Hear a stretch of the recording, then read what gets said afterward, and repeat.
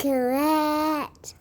Correct. Correct. So, to the rescue yung auntie at uncle namin. Nagpunta kami doon sa kanyang doctor, family physician, kasi nagka-pink eye yung anak ko, nagka-piskat. So, nagpunta kami sa simbahan. Pagkatapos naming nagsimba Sunday, nagka-pink eye na si Naknak. So, nandyan na po kami sa loob ng aming family doctor. Correct. Ang hilason nga inahan og way batasan nga inahan na ara dire nagbantay sa akong anak. Correct.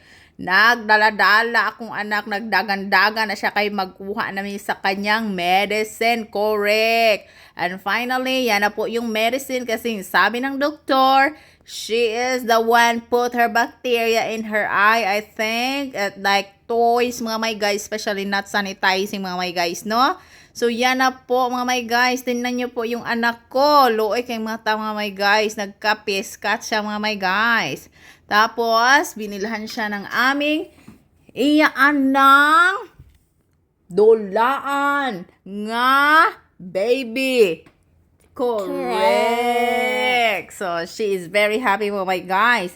Tapos, andyan na ang hilason nga inahan og way batasan daw. O, tingnan nyo yan, ang way batasan. Dagan kay trabaho, mga may guys. O, to apa, laundry. And then, andyan na naman.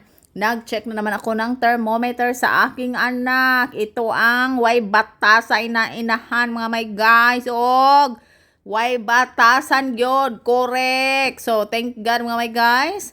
98.1. So, wala siyang fever, mga may guys, no? And then, nagbuhat ako ng juice sa kanya. Ginagawaan ko siya ng mga juice, mga my guys. Kasi kaluoy naman no, nag-ash siya ng juice. So, nagkasip-on po siya, mga my guys. Kay ang weather here is very cold. Hot outside and very cold inside. Correct! Correct. O, diba? O, tapos yan na po yung way batasan na inahan. Oh, naara, way batasan. So, tingnan nyo po yung way batasan ay nahan, mga my guys. Nagawa ng Diyos ang way batasan.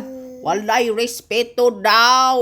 Oh, mauna na, way respeto. May na lang ko nga way batasan kay kuan kanang very independente. Ako lang padako sa akong anak. Salamat sa Ginoo sa kusog nga iyang gihatag. Correct. Correct. Oh, andyan na po si Naknak. Tapos yung anak ko, ma-appreciate talaga niya, mga my guys, kung ano yung ginagawa ko.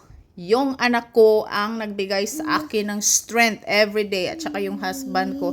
Sila yung family ko dito. Correct.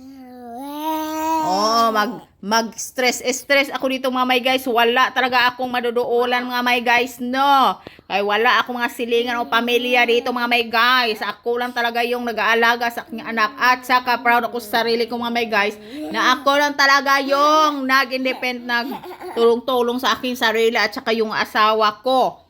Correct. Correct. Tapos yung anak ko, siya lang talaga yung mga best friend namin ni Daddy.